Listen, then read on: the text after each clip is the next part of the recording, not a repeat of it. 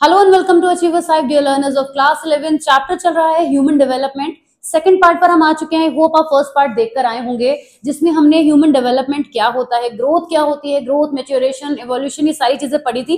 आज दो important model हमें पढ़ने हैं। एक तो है Urie Bronfenbrenner's ecological system theory, western context में डेवलपमेंट की थ्योरी है ये। और Durganand Sinha ecological model of development. Of course नाम से ही समझ में आ रहा है कि ये हमें जो मॉडल दिया था वो हमारे इंडियन सिस्टम में दिया गया था। तो वेस्टर्न और इंडियन का कंपैरिजन भी हो जाएगा एक तरीके से, लेकिन ये दोनों ही जो मॉडल हैं एग्जामिनेशन में काफी ज्यादा पूछे जाते हैं, तो इस टॉपिक को अच्छे से समझ लीजिए। साथ ही साथ मैं आपको बताते चलूं कि ये जो नोट्स आप यहाँ पे स्टडी करेंगे, अभी मैं आपको दिखाती हूँ कि किस तरह से हम ये जो टॉपिक हैं अभी कवर करेंगे। ये सभी टॉपिक्स डिटेल एक्सप्लेनेशन आप जो है हमारे व्हाट्सएप के ग्रुप से रिसीव कर सकते हैं, क्योंकि सारे नोट्स मैं वहां पे लिंक पोस्ट कर रही हूँ और आप वहां से जुड़ सकते हैं और इस तरीके से आप अपना सिलेबस पूरा easily free of cost cover कर सकते हैं। No charges for this. तो इजीली आप इनको नोट्स को डाउनलोड कर लीजिए। मैंने बहुत मेहनत के साथ में आपके एनसीईआरटी के सिलेबस को फॉलो करते हुए नोट्स बनाए हैं, तो मैं चाहती हूँ कि वो सभी स्टूडेंट्स जो इधर उधर सर्च करते हैं और उनको सही कंटेंट नहीं मिल पाता है, आई वुड रियली वांट कि वो लोग सभी ग्रुप से जुड़े। तो ग्रुप का जो डिस्क्रिप्शन है, डिस्क्रिप्शन में आपको जाके लिंक मिल जाएगा।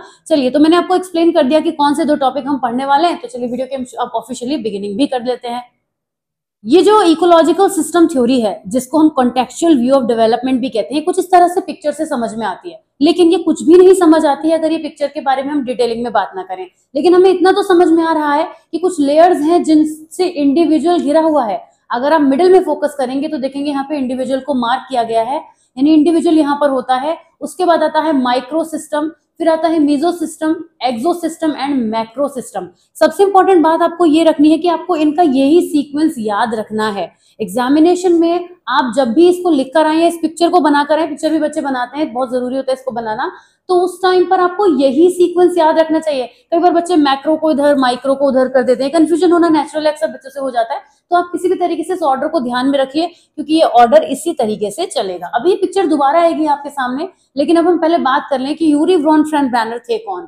He was an American psychologist और उन्होंने इकोलॉजिकल सिस्टम थ्योरी को फॉर्मुलेट किया टू एक्सप्लेन। देखिए, जब मैंने हाईलाइट किया हुआ, इस बात को मैं फिर से हाईलाइट और ज्यादा करना चाहूंगी, to explain how the inherent qualities of a child and their environment interact to influence how they will grow and development.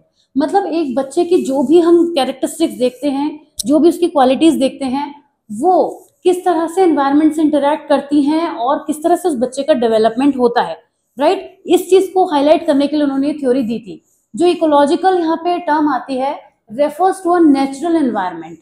Human development is understood through this model as a long lasting transformation in the way one perceives and deals with the environment. हम अपने environment से interact करते हैं और different dimensions हमारी निकल कर आती है हमारी पर्सनैलिटी की। राइट, तो उसी तरीके से किस तरह से मॉडल वर्क करता है।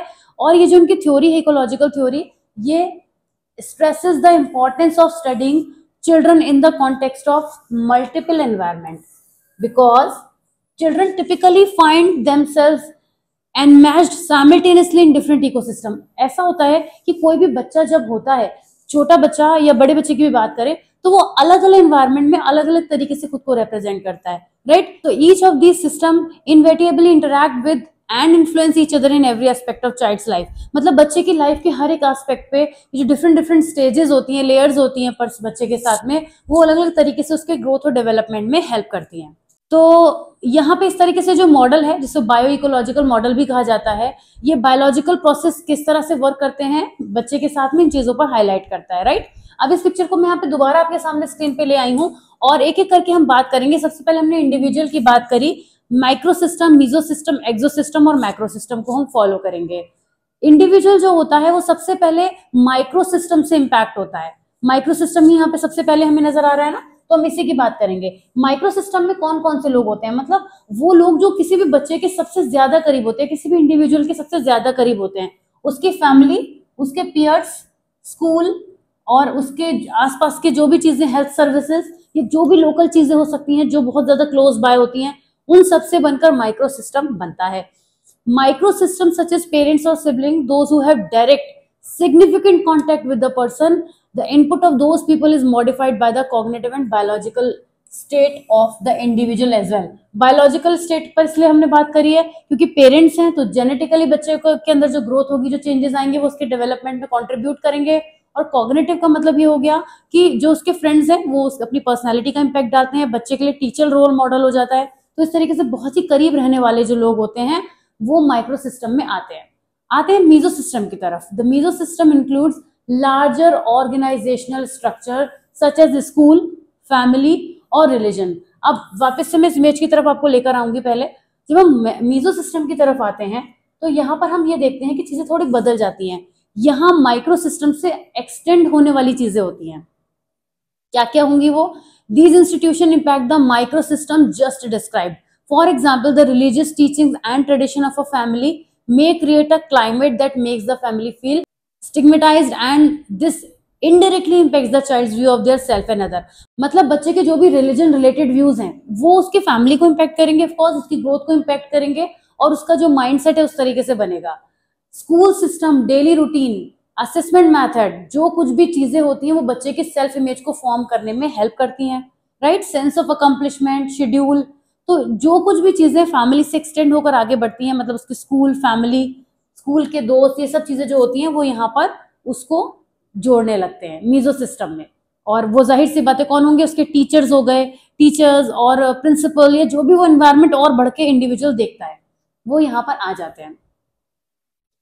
इसके बाद हम आते हैं एक्सो सिस्टम की तरफ। एक्सो सिस्टम क्या होता है, यहाँ से हम बात करेंगे।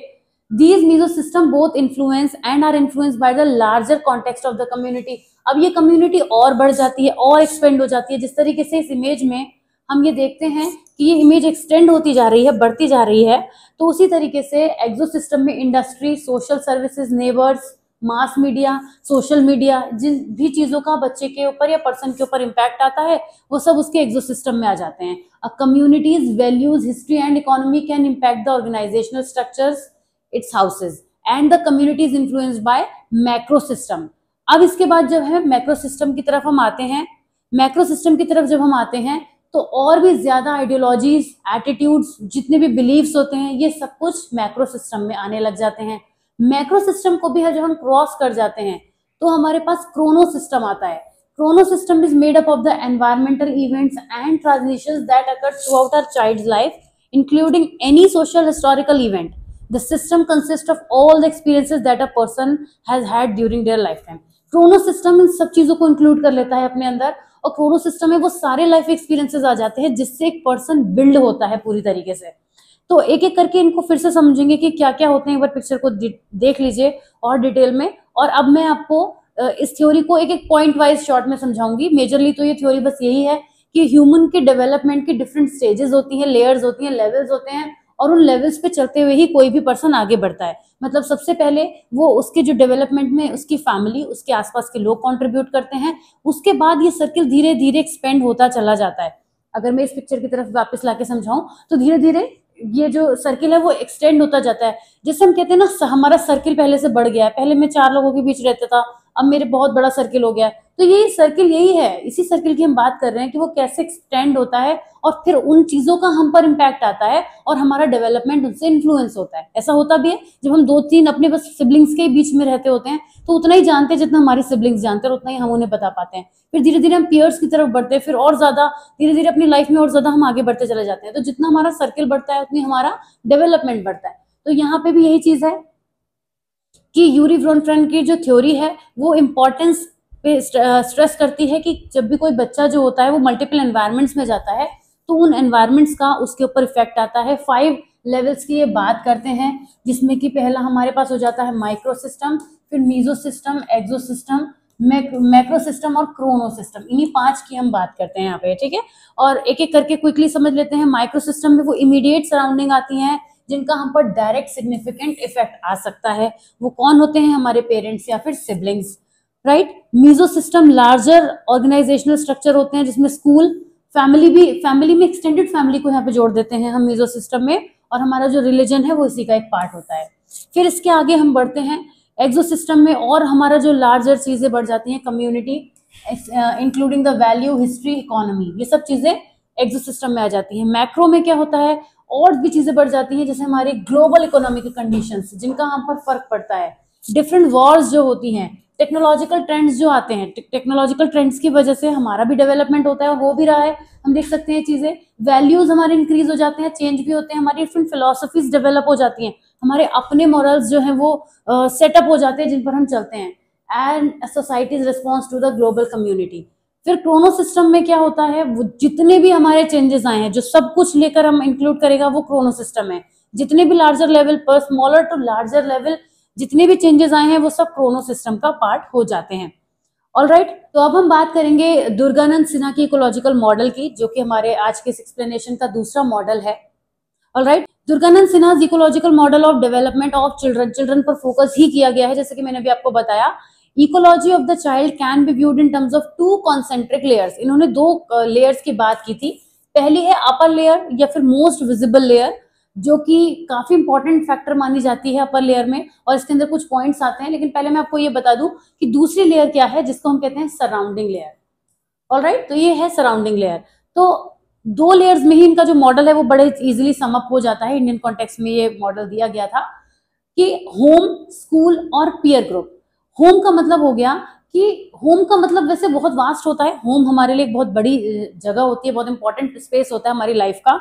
लेकिन कभी कभी ओवर क्राउडिंग की वजह से, जब अगर हम ऐसे फैमिलीज में देखें, ऐसे गरीब बच्चे जो होते हैं जो एक बहुत कम स्पेस में लाइफ सर्वाइव करते हैं, तो उनका जो हम डेवलपमेंट देखेंगे वो एक ऐसे बच्चे के कंपैरिजन में जिसको प्रॉपर स्टडी के लिए प्रॉपर स्पेस मिलता है, उसको अपना सोने के लिए एक प्रॉपर स्पेस मिलता है, उसको उसको एक प्रॉपर एटमॉस्फेयर घर में मिल रहा है चीजों को करने के लिए, तो दोनों के डेवलपमेंट में बहुत इजीली फर्क देख पाएंगे। तो कितना स्पेस उसको अवेलेबल है, टॉयज, टेक्नोलॉजिकल डिवाइसेस वो कितनी यूज कर रहा है। तो होम उसकी वो फर्स्ट अपर लेयर है जहां से उसका डेवलपमेंट इजीली व्यू किया जा सकता है कि कैसे होगा। और वो तब हर पेरेंट्स अपने बच्चे को अच्छे से अच्छे एनवायरनमेंट प्रोवाइड कराने की कोशिश करते हैं घर में, लेकिन जो भी एनवायरनमेंट होता है वो हर दूसरे बच्चे का एक दूसरे से वेरी तो करता ही है। तो इस तरीके से यहाँ पे हम जो डिफरेंट लेयर्स देखते हैं उसमें होम सबसे ऊपर आता है। फिर आता है स्कूल। स्कूल का मतलब हो गया, आप देखिए आज जब इतना कॉम्पिटेटिव टाइम है कि जब पेरेंट्स बच्चों को स्कूल में एडमिशन कराने जाते हैं तो छोटी छोटी चीजों पे भी नोटिस करते हैं, फोकस करते हैं कि जो स्कूल है उसकी क्वालिटी अच्छी होनी चाहिए, मतलब वहाँ पढ़ाने वाले टीचर्स अच्छे होने चाहिए, ऑफकोर्स स्कूल में पढ़ाने का जो सिस्टम चल रहा है वो अच्छा होना चाहिए। बहुत सारी चीजों को देखते हैं और क्या क्या वहाँ पे फैसिलिटीज अवेलेबल हमारे बच्चों को कराई जा रही हैं, इससे बच्चे के डेवलपमेंट पे बहुत फर्क पड़ता है। Peer group, of course peer group is one of the important thing, क्योंकि जैसे भी बच्चों के साथ में बच्चा इंटरैक्ट करेगा वैसे एक्सपीरियंसेस वो गेन करेगा, और क्या एक्टिविटीज उसको परफॉर्म करने को मिल रही हैं बच्चों के साथ में, ये भी उसके डेवलपमेंट पे अपना एक रोल प्ले करेंगी। तो ये तीन चीजें हैं जो अपर लेयर बहुत ही इजीली, जिनको मोस्ट विजिबल भी इसलिए कह रहे हैं क्योंकि ऊपर से नजर आती हैं। लेकिन जब हम दूसरी लेयर की बात करते हैं, सराउंडिंग लेयर्स की, तो ये वो लेयर्स होती हैं जो अपर लेयर को लगातार सपोर्ट करती हैं, मतलब अफेक्ट करती हैं, कह सकते हैं इंपॉर्टेंस रखती हैं, ये भी इंपॉर्टेंट होती हैं सराउंडिंग लेयर्स भी, क्योंकि अगर ये नहीं होंगी तो फिर जो हमारी अपर लेयर है जो विजिबल हो रही है उसको बैक साइड से सपोर्ट करने का काम करती हैं। तो अगर ये नहीं होंगी तो थोड़ा सा चीजों का ऐसा तो कह नहीं सकते ये होंगी नहीं, पर ये जैसी होंगी उसका इम्पैक्ट जरूर फर्स्ट लेयर पर पड़ेगा।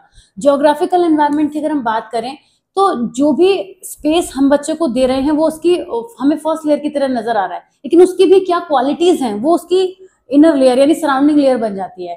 कि overcrowding of the space outside the house, availability of facilities such as park and other activities, population density, मतलब जब हम एक घर के अंदर की बात करते हैं तो वो फर्स्ट लेयर है, लेकिन आउटसाइड होम एक एनवायरनमेंट होता है जो काफी मैटर करता है। अगर हम देखें तो आज जो पेरेंट्स हैं वो अपने बच्चों को ऐसी सोसाइटीज में रखना चाहते हैं, ऐसी जगह पे घर लेना चाहते हैं जहां आसपास में थोड़ा पार्क हो, बच्चे ट्रैकिंग कर सके, साइकिलिंग कर सके, जॉगिंग कर सके। तो क्यों ये चीजें देखी जा रही है, क्योंकि जो आउटसाइड का स्पेस है वो भी बच्चे की ग्रोथ में, डेवलपमेंट में मैटर करता है। तो क्या क्या चीजें उनको देखने को वहां पे मिल रही है, कैसे लोग वहां पे रह रहे हैं, जो नेबर्स हैं वो किस तरीके के हैं, ये सारी चीजें मैटर करती हैं। तो जोग्राफिकल एनवायरनमेंट सराउंडिंग लेयर बन जाता है। इंस्टीट्यूशनल सेटिंग की जो भी क्लास कास्ट है, अदर फैक्टर्स हैं इंस्टीट्यूशन में, हमने ये तो यहाँ पे देख लिया था फर्स्ट लेयर में बड़ी क्लियरली, हम जो फर्स्ट लेयर की बात कर रहे थे कि स्कूल की क्वालिटी क्या है, फैसिलिटीज कैसी हैं, लेकिन इसके साथ सराउंडिंग में आ जाता है कि वहां पे वो उन चीजों की और डिटेलिंग में डीपर में हम चले जाते हैं, कि मतलब और उनकी जो स्पेसिफिक क्वालिटीज है उसमें हम चले जाते हैं।